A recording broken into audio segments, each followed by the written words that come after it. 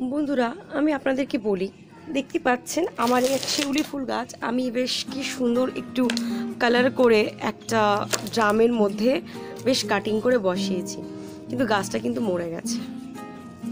এই গাছকে বাঁচানো সম্ভব নয়।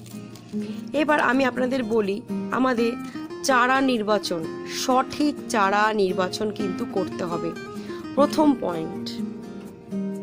নমস্কার বন্ধুরা, আমি হলাম মমিতা কুন্ডু আর আপনারা সবাই দেখছেন আপনাদের প্রিয় ইউটিউব চ্যানেল গার্ডেনিং উইথ মৌ।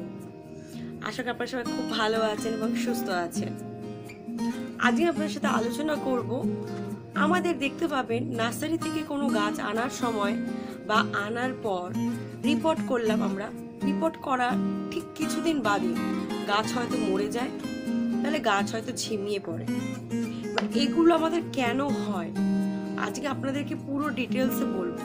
আর ভিডিওটি আপনারা প্রথম থেকে সম্পূর্ণ দেখবেন, ভিডিওটি কেটে দেখবেন না, প্রথম থেকে সম্পূর্ণ দেখবেন, তাহলে আপনারা স্টেপ বাই স্টেপ বুঝতে পারবেন। চলুন আপনারা দেখলেন যে আমাদের কিন্তু প্রথম কথা সঠিক চারা নির্বাচন করতে হবে। সঠিক চারা বলতে কিরকম চারা? আমরা কিন্তু কলমের চারা নেব। দ্বিতীয়, নাহলে কোনো গ্রাফটেড গাছ নেব। কলমের চারা কি সেটা আপনাদের বলি। যেই গাছগুলো দেখতে পাবেন, চলুন আপনাদের প্রথমে আগে দেখাই যে গ্রাফটেড গাছ। গ্রাফটেড গাছ কি আমি আপনাদের বলি।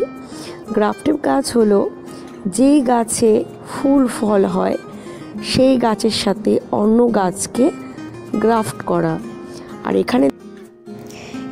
এখানে দেখবেন প্লাস্টিক বাঁধা থাকবে। এই প্লাস্টিকটা আপনারা পরবর্তী খুলে দেবেন। এটাই হলো গ্রাফটেড গাছের চিহ্ন।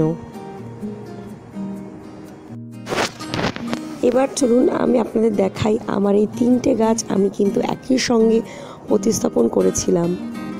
দেখতে পাচ্ছেন গাছটা ভীষণই সুস্থ ছিল, কিন্তু যে ভুলগুলো আমরা করে বসি বা সুস্থ গাছ না হলে সেই গাছকে আমরা কিন্তু বাঁচাতে পারবো না। এবার চলুন বাকি কথাগুলো আপনার সাথে আলোচনা করি। তো বন্ধুরা, আপনারা দেখলেন যে আমার গ্রাফটেড গাছ কোনটি, আর কলমের গাছটা এরকম থাকবে না, পুরো সমান থাকবে। আমাদের চারা যখন নির্বাচন করব, আমরা হয়তো অনেক সময় দেখি যে ধরুন দুটো দোকান ঘোরার পর যেটা হয়, ধরুন একটা দোকানে সেম গাছই 40 টাকা আর একটা দোকানে সেম গাছই 50 থেকে 60 টাকা। আমরা কি করি অনেক সময়, যে যেটা কম দামি গাছ সেটা কিন্তু নিয়ে আসি, কিন্তু যে দোকানে দামটা বেশি সেই দোকানে কিন্তু আমরা নিই না, যেটা বেশিরভাগ সময় হয়ে থাকে আমাদের সাথে। কিন্তু আমি আপনাদের সাজেশন করব, আপনারা ওরকম ভুল করবেন না। সবসময় দেখবেন সঠিক গাছ। দেখুন বন্ধুরা, আমি আপনাদেরকে মাটি তৈরির ব্যাপারটা বলি। আমার এই মাটি তৈরি করা ছিল ঠিক 1 বছর আগে। আমি বস্তা মাটি তৈরি করে রাখি। সেই 1 বছর আগে সেই মাটি দিয়ে আমি কিন্তু গাছটি আজকে বসিয়েছিলাম। যেখানে আমার ভুলটি যেটা হয়েছে, এই মাটির মধ্যে আমার দেখতে পাচ্ছেন এটা গোবর সার। এই গোবর সারটি বেশি দেওয়া ছিল। এবার মাটি মিশ্রণের পর কি হয় ঠিক বোঝা যায় না যে কতটা পরিমাণে কোন সার মেশানো ছিল। যেহেতু আমার অনেকগুলো বস্তা তৈরি করা, তার জন্য আমি কি করেছিলাম, এখানে আমার উচিত ছিল দেওয়া শুধু মাটি, বালি, ভার্মি কম্পোস্ট আর নিমখোল দিয়ে বসালেই গাছ কিন্তু ভালো হতো। যেহেতু এখানে গোবর সারটা প্রথমে বেশি পড়ে গেছে, তার জন্য এই গাছটি আমার কিন্তু মরে গেছে। এবার আমি আপনাদেরকে বলবো, আপনারা দেখে নিলেন। এবার আপনাদের আমাকে 3 নম্বর কারণ বলবো। যে কারণটি হচ্ছে, আমরা গাছ আনার পর কি করি, সঙ্গে সঙ্গে প্রতিস্থাপন করি, যেটি আমরা একদমই করব না। যেই শিউলি ফুল গাছটা আপনারা দেখতেই পেলেন, এই গাছটা আমি তাই করেছিলাম। কারণ আমি তার আগে 2টো গাছ প্রতিস্থাপন করেছিলাম, আর সে ভিডিও আপনারা আশা করি দেখেছেন। তার জন্য আমি ভেবেছিলাম যে একবারই তাহলে 3টে গাছকে প্রতিস্থাপন করে দিই, কারণ টাইমটা পাচ্ছিলাম না বলে। তো এনেই সঙ্গে সঙ্গে প্রতিস্থাপন করেছি, তার জন্য কিন্তু আমার গাছটি মারা গেছে। এবার আপনাদের 4 নম্বর কারণ বলি।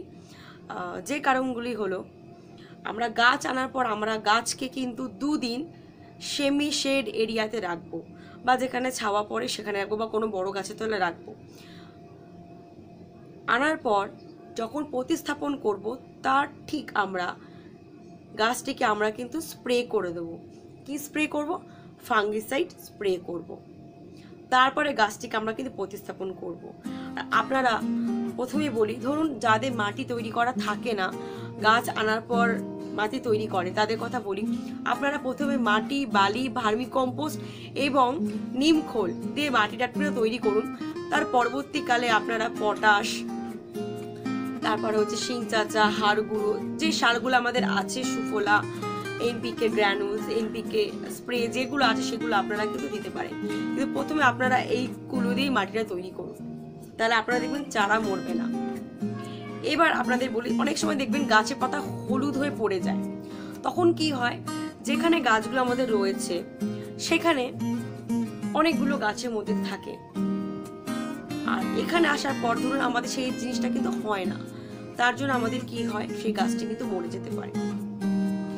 এই কারণে আমাদের গাছ কিন্তু মরে। আর সব থেকে গুরুত্বপূর্ণ কারণ, এখন যেহেতু প্রচুর বৃষ্টি হচ্ছে, যাদের বাড়ির ওপরে পলিশেড করা আছে তারা তো ভীষণই ভালো। আমিও যদিও ইচ্ছে আছে আমার পলিশেড করে নেওয়ার, কারণ এখন প্রচুরই পরিমাণে বৃষ্টি। সেই এখন এত বৃষ্টি হয়েছে, যদিও আমি মাটি একদম ওয়েল ড্রেন করেছিলাম যাতে কোনো রকম জল না জমে থাকে, তাও আমার ঠিক মাটিটা কিন্তু জল জমেনি, তাও গাছটা কিন্তু মারা গেল। কারণ হচ্ছে আমার গাছটি বেশি জল পেয়েছিল। এই কারণে আমাদের গাছগুলি কিন্তু মারা যায়। আশা করি আপনাদের খুব ভালো করে বোঝাতে পারলাম। আর আপনাদের যদি ভিডিওটা ভালো লাগলে অতি অবশ্যই লাইক করবেন, আর কমেন্ট বক্সের মাধ্যমে আমাকে জানাবেন যে আপনাদের গাছও কি এরকম আনার পর মরেছে আমার মতন। অতি অবশ্যই আমাদের কমেন্ট বক্সের মাধ্যমে জানাবেন। আর কমেন্ট বক্সে, ডেসক্রিপশন বক্সের লিঙ্কে আমার সব ভিডিও লিঙ্ক দেওয়া থাকবে, আপনারা চাইলে সেই ভিডিওগুলো দেখে নিতে পারেন। চলুন দেখা হবে পরবর্তী ভিডিওতে। সবাই খুব ভালো থাকবেন, সুস্থ থাকবেন। নমস্কার।